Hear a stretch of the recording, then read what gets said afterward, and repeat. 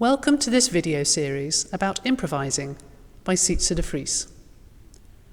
You can support this video series by donating the amount of your choice to Sietze de Vries' Patreon account, which can be found by searching Sietze de Vries Patreon or by finding the link in the description below the video. Enjoy the video.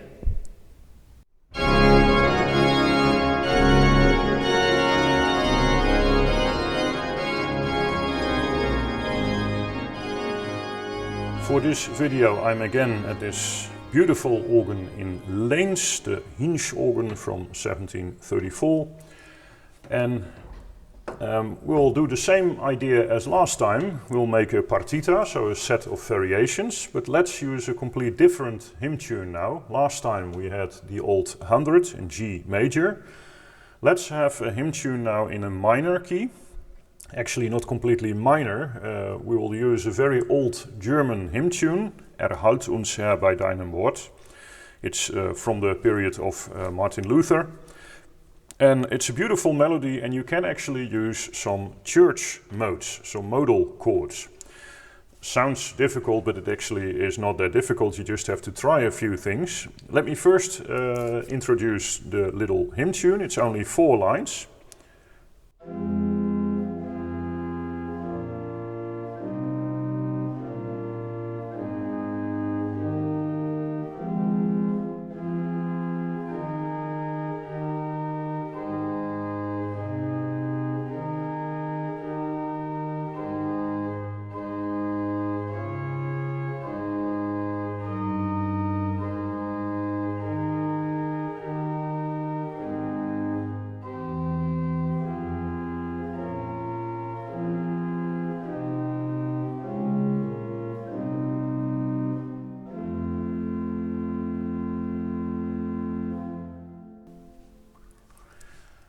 So it's basically E minor, so 1 sharp, but you could actually use sometimes the C sharp, especially when you play a 4. So what I did in the first line,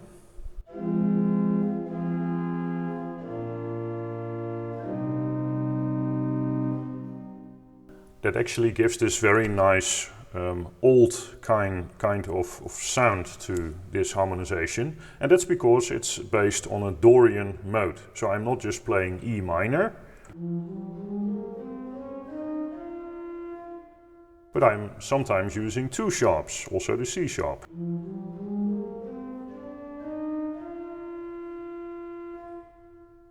And the same with the D. Sometimes you can use a D natural and sometimes you can use a D sharp, and those are very nice things to play around with. There are really not rules for it, you just have to experience it and see what you like and try to discover what sounds best. Well, as a first variation, let's do Bicinium, so only 2 voices. Let's use the wonderful sound of the 8-4-3 flutes in the rugpositief again. I basically play the melody with that sound, with maybe some ornaments added. And in the left hand I will have a small reed, the vox humana, together with the principal 8. And I will use the same pattern that we used before in a video. The idea that you have this almost pachelbel canon sound, this one.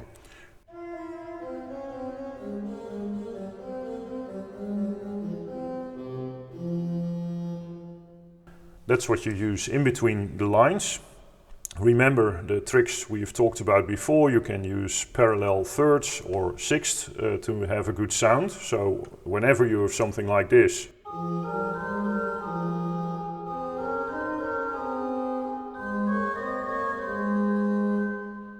that's always good because you hear this third, so you always have the impression of harmonization, of a triad.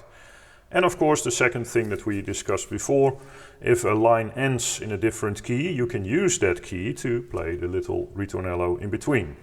So for example, when I do the first 2 lines,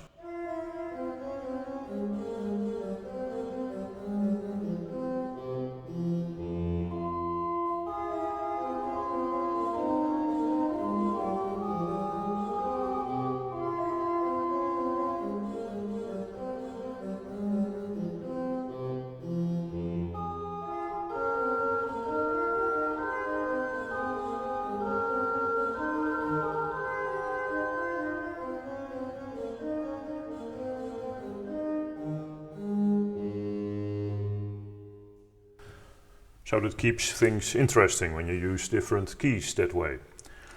The next variation has the melody in the bass, and that's actually one that really requires some practicing, because that means that you not only have the melody of the hymn in the bass, but it's also really the bass line. So you need chords that fit the bass line.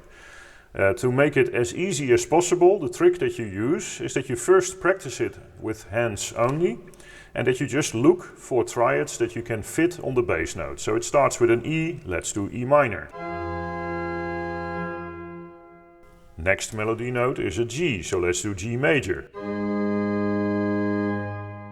And back. Then D.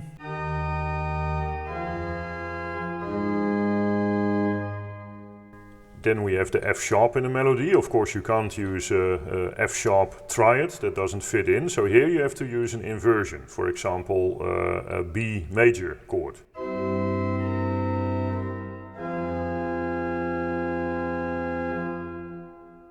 And remember, avoid parallels. So the trick is actually quite simple. When a melody goes up, you make sure that your triads go down. So always use inversions in a way that you go against the bass line. So when the bass line goes up, the melody of the triads goes down, and vice versa. So that's the melody in the bass. Then we can do the whole choral prelude with the repeating chords that we did last time. But now we can actually have the melody in the pedal with, for example, a very high-pitched reed. We have a cornet 2-foot in the pedal here, which is really beautiful to use as a solo. So now we have again the melody in the pedal, but now it is actually the soprano or the alto.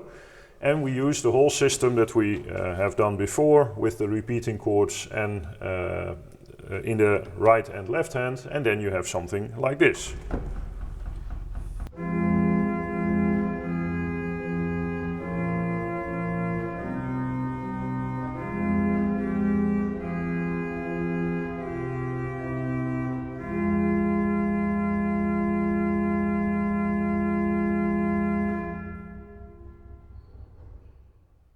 And of course we can add the next step as well, that you have the little ritornellos in between, so that we always have 4 bars between the different lines. So something like this.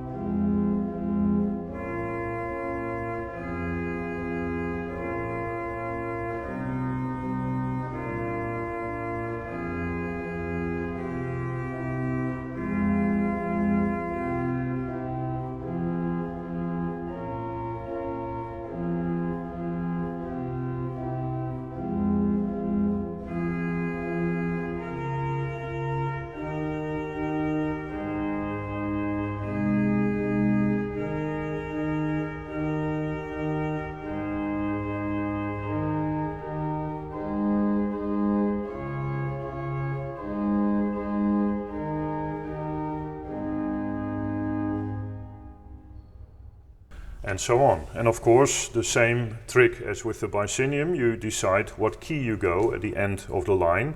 So I chose this time to go to G major, but of course the second line ends on B natural, so I could go to B minor as well, which is of course the dominant key of E minor. So that's a good option too. So in a minute I will play the whole thing and let's see what happens then. The next variation could be the same idea again, but now the melody is in the right hand, for example with the beautiful sesquialtera.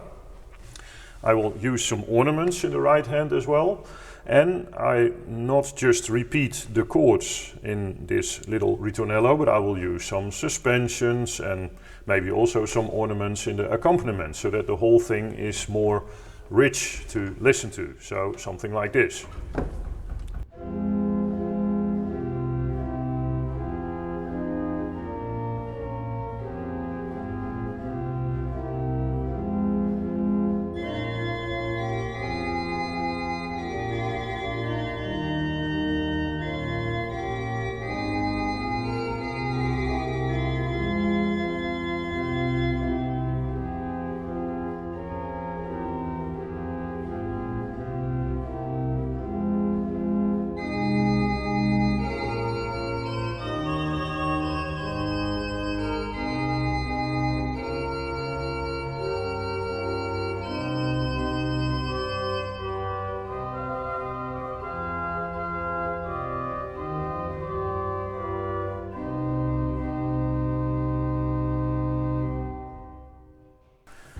and so on.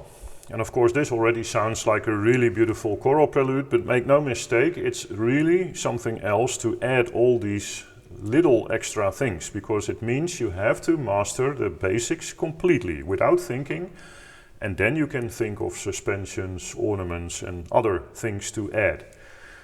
Well, and the final variation of this little partita could be again a double pedal variation, but this time in a different meter. You probably know the very famous choral prelude Freudig sehr o meine Seele from Georg Böhm, also a partita. And one of the variations in particular is very popular because it's so beautiful. It has the melody in the tenor and then big chords around it. And the funny thing is that it's notated for hands only, but I'm convinced that you have to play it with double pedal even, because that makes it so much nicer. And we can do the same trick in this hymn tune. It means this 3/4 rhythm or 6/8, whatever you want to decide what works best in your mind. So we have this dance-like rhythm and a double pedal, something like this.